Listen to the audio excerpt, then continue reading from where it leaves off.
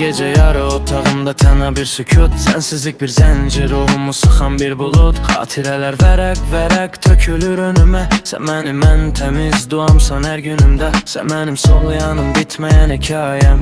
Qaranlıq dünyamda tək işıq, tək qayəm. Sözlərlə deyilməz bu sevginin dərini, heç kim doldura bilməz qəlbdəki yerini. Baxışlarım bir dənizdir, mən o dənizdə batan. Sən o şirin yoxusan, hər gecə məni oyadan. Bəzən bir səsində tapıram bütün dünyanı. Səninlə anladım mən həyatın nə mənası. Aylar keçsə də, illər geçsə də üstümüzdən, mən hələ o ilk günkü kimi baxıram gözlərinə. Məsafələr sadəcə rəqəmdir, ruhumuz birdir.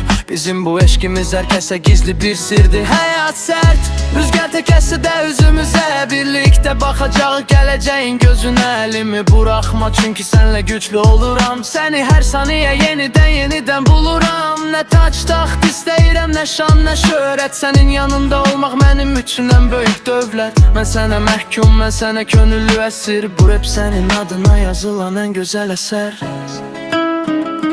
Bəli, bu sadəcə sözlər deyil, bu içimdəki sənə aid